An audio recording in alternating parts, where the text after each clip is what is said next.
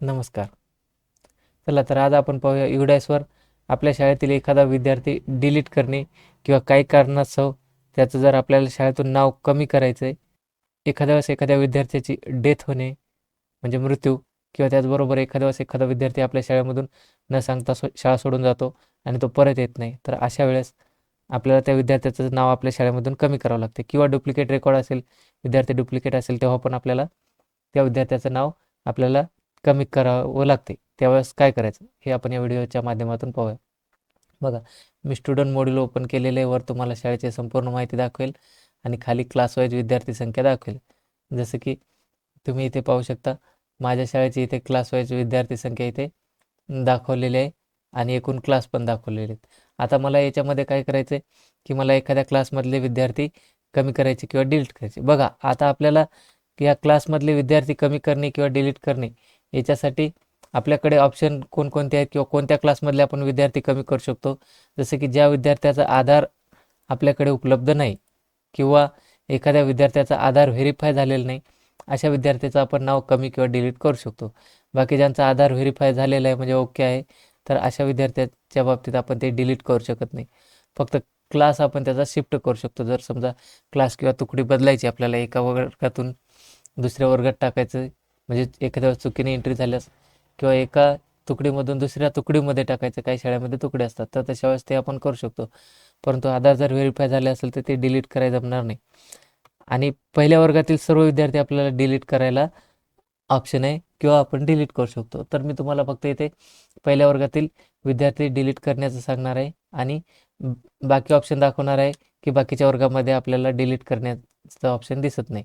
बघा, मग त्याच्यासाठी काय करायचं, सर्वात आधी आपण आपल्या स्टुडंट मॉड्यूलवर आल्याच्यानंतर डाव्या साईडला पाहायचं. इथे पाहू शकता तुम्ही डाव्या साईडला माझ्या समोर इथे एक मेनू बार आलेला आहे. याच्यामध्ये या मेनू बारमध्ये आपल्याला सर्वात वर स्कूल डॅशबोर्ड याच्यावर यायचं. इथे क्लिक करायचं. क्लिक केल्याच्यानंतर हे अशा पद्धतीचं आपल्यासमोर हे पेज ओपन होईल आणि हे पेज ओपन झाल्याच्यानंतर आपल्या वर्गातील सर्व विद्यार्थी इथे दाखवले जातील.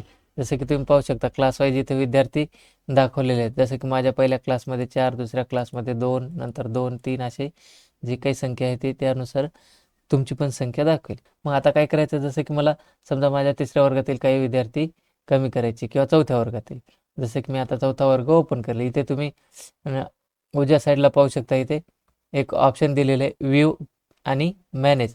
तर आपल्याला याच्यावर क्लिक करायचं आहे. याच्यावर क्लिक केल्याच्यानंतर आता माझ्यासमोर तो वर्ग ओपन होईल. जसं की मी क्लिक केलं. क्लिक केल्याच्यानंतर हे पहा, लगेच माझ्यासमोर हा वर्ग ओपन झालेला आहे. आता तुम्ही इथे पाहू शकता, हा पहिला विद्यार्थी आहे, हा दुसरा आहे, हा तिसरा आणि इकडे उजव्या साईडला काय ऑप्शन दिसत आहेत तुम्हाला.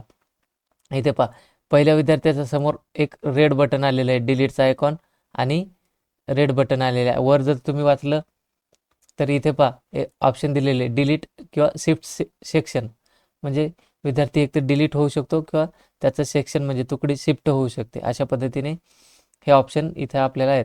परंतु तुम्ही जर खालच्या विद्यार्थ्याच्या बाबतीत पाहिलं, इथे पहा, तर इथे फक्त शिफ्टचं जे ऑप्शन आहे तेच आहे. म्हणजे आपण विद्यार्थ्याचे जे सेक्शन आहे तो बदलू शकतो, परंतु डिलीटचा आयकॉन दिसत नाही. म्हणजे हा विद्यार्थी आपण आपल्या स्तरावर डिलीट करू शकत नाही. यासाठी आपल्याला पंचायत समितीचं जे UDASशी संबंधित कार्य करणारा व्यक्ती आहे त्याच्याशी संपर्क साधावा लागेल. म्हणजे तिथल्या डेटा ऑपरेटरशी आपल्याला संपर्क साधून ते काम करावं लागेल. परंतु या विद्यार्थ्याच्या समोर जे ऑप्शन आहे याचं कारण एकच आहे की याचं जे आधार आहे ते मी टाकलेलं आहे, परंतु आधार ते व्हेरीफाय न झाल्यामुळे मला इथे ऑप्शन आलेलं आहे डिलीट म्हणून. बाकीच्या विद्यार्थ्याचा आधार व्हेरीफाय झालेला आहे UDASकडून, म्हणून इथे मला अशा पद्धतीचं कुठलंही ऑप्शन आलेलं नाही. बघा, जर मला हा विद्यार्थी डिलीट करायचा तर मी करू शकतो, परंतु मी तुम्हाला या वर्गातला नाही तर पहिल्या वर्गातला विद्यार्थी डिलीट करून दाखवणार आहे. मग त्याच्यासाठी काय करायचं, पुन्हा डॅशबोर्डवर यायचं आहे. आल्याच्यानंतर पहिल्या वर्गाच्या समोर आपल्याला ऑप्शन दिसेल इथं व्ह्यू मॅनेज, याच्यावर क्लिक करायचं. क्लिक केल्याच्यानंतर ते वर्गाची यादी ओपन होईल. ओपन झाल्याच्यानंतर तुम्ही पाहू शकता की माझ्यासमोर पहिल्या वर्गातील सर्व विद्यार्थी आणि मी तुम्हाला सांगितल्याप्रमाणे सर्व विद्यार्थ्यांसमोर डिलीटचा ऑप्शन येत आहे. मग मला जो विद्यार्थी डिलीट करायचा, जसे की मला इथे खाली हा विद्यार्थी डिलीट करायचा, तर मी काय करेल, याच्यावर इथे डिलीटच्या इथे ऑप्शनवर क्लिक करेल. बघा, आता क्लिक केल्याच्यानंतर माझ्यासमोर इथे मी याच्यावर माऊस आणल्याच्यानंतर इथे ऑप्शन दाखवते डिलीट. हे काम तुम्ही सहज आणि सोप्या पद्धतीने मोबाईलवर पण करू शकता. बघा डिलीटवर क्लिक केलं तर माझ्यासमोर काही हे असे काही ऑप्शन येतील. हे पहा आता तुम्ही इथे पाहू शकता समोर वर विद्यार्थ्याचं नाव आलेलं आहे, खाली डेट ऑफ बर्थ आलेले आहे, शाळेचा युडायस कोड आलेला आहे, ॲडमिशन डेट आलेली आहे आणि खाली एक डायलॉग बॉक्स आलेला आहे. इथे विचारलेलं आहे आर यू शुअर टू इनॲक्टिवेट किंवा डिलीट रेकॉर्ड परमनंटली.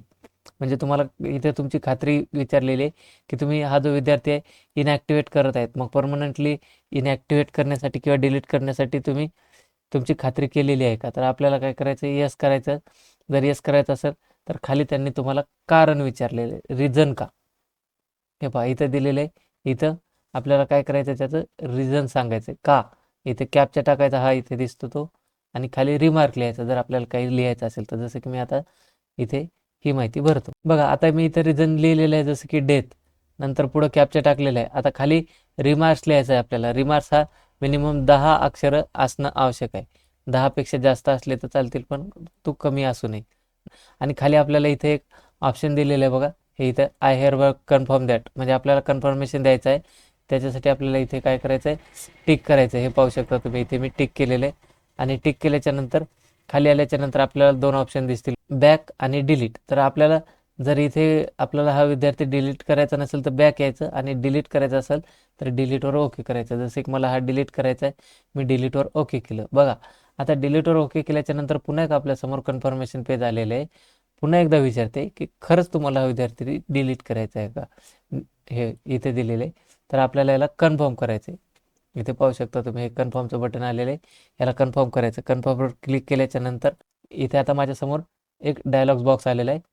बघा याच्यामध्ये दाखवलेलं आहे स्टुडंट सक्सेसफुली डिलीटेड. याचा अर्थ माझा जो विद्यार्थी आहे तो आता सक्सेसफुली डिलीट झालेला आहे. आता आपण काय करायचं, इथे ओके करायचं, आणि ओके केल्याच्या नंतर पाहायचं.